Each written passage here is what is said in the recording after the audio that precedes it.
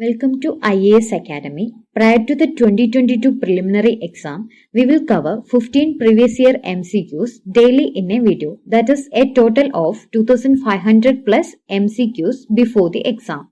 So let's start the session. Our first question is, in Mahayana Buddhism, the Bodhisattva Avalokiteshvara was also known as. Options are Vajrapani, Manjusri, Padmapani and Maitreya. Here answer to this question is option C, Padmapani.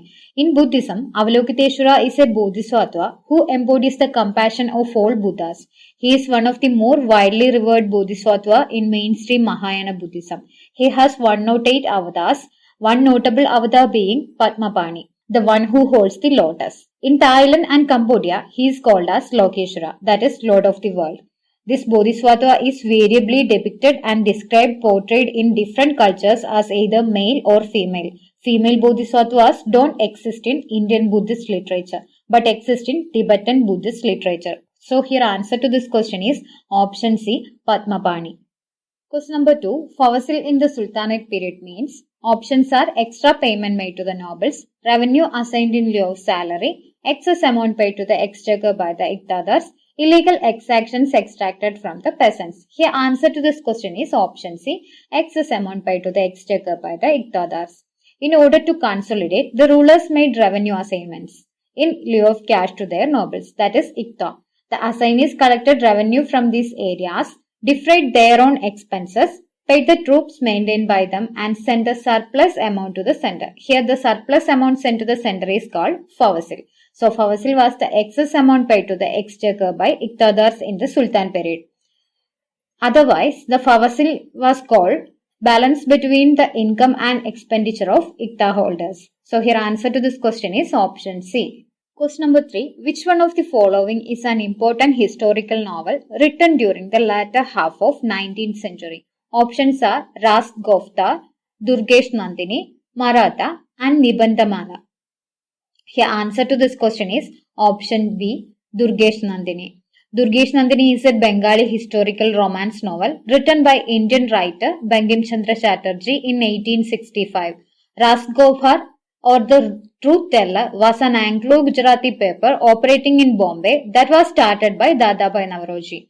Nibandhamala was a monthly periodical started by Vishnu Shastri Chiplunkar. As the name suggests, Nibandhamala consisted of essays.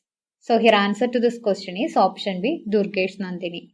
Question number 4. Which one of the following animals was not represented seals and terracotta art of the Harappan culture? Options are cow, elephant, rhinoceros and tiger. Here answer to this question is option A, cow. Cow, camel, horse and lion were not depicted as seals in Harappan cultures. Thousands of seals have been discovered from the Harappan sites. Most of the seals were made of steelite. A few of them were also made of terracotta, gold, agate, chert and ivory.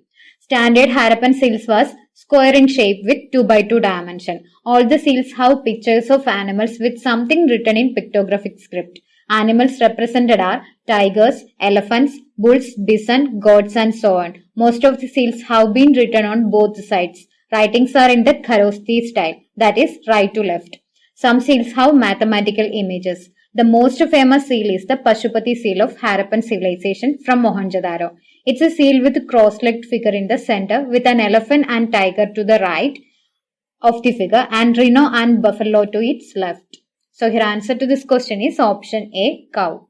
Question number 5. Which one of the following stars is nearest to the earth? Options are Polaris, Alpha Centauri, Sun, Sirius. Here answer to this question is option C, Sun.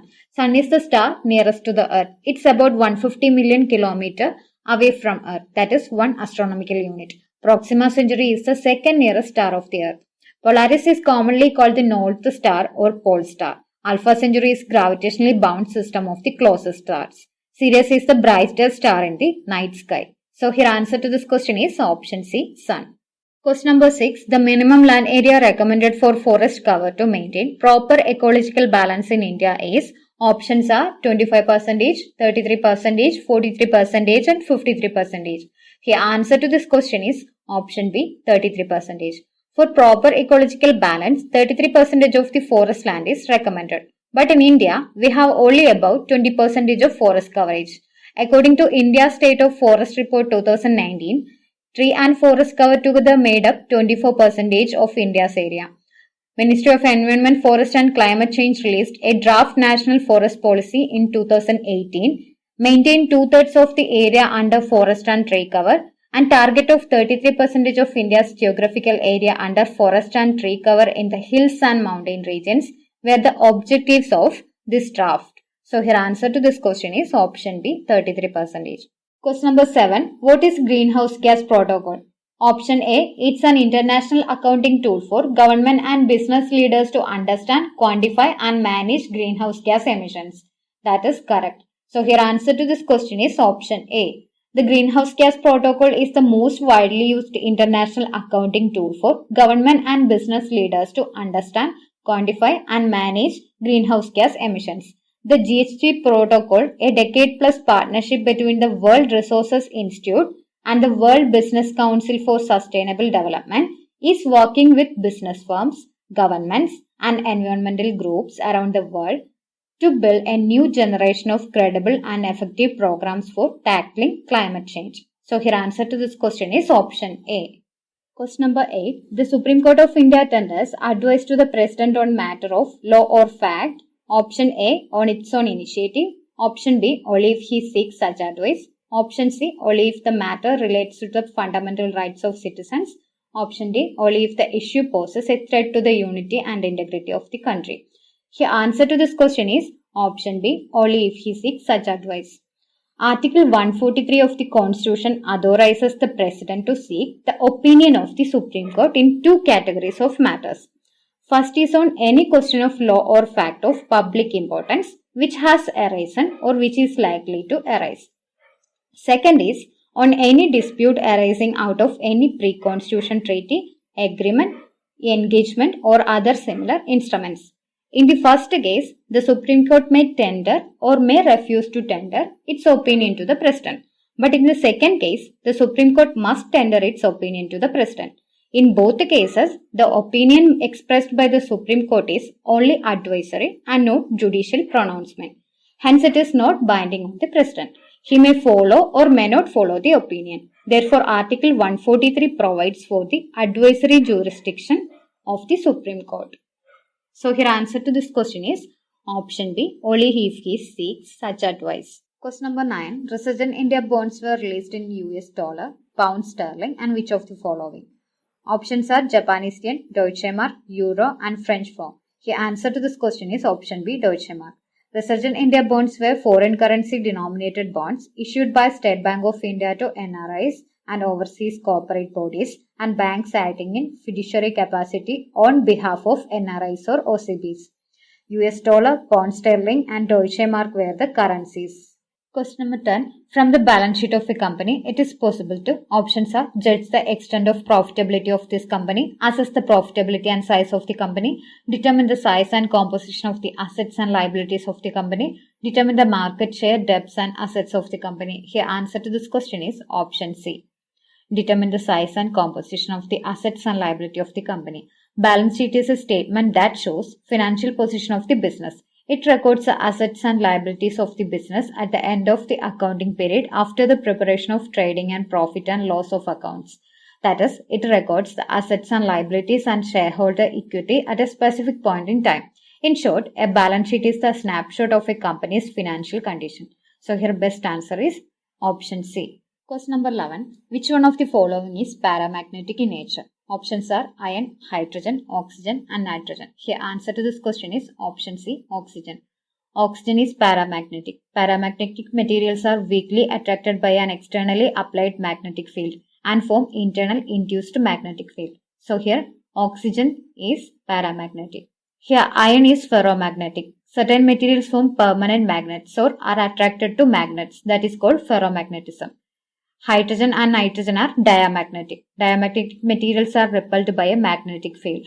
So here the answer to this question is option C, oxygen is paramagnetic. Question number 12. An aqueous solution of copper sulfate is acidic in nature because the salt undergoes. Options are dialysis, electrolysis, hydrolysis and proteolysis.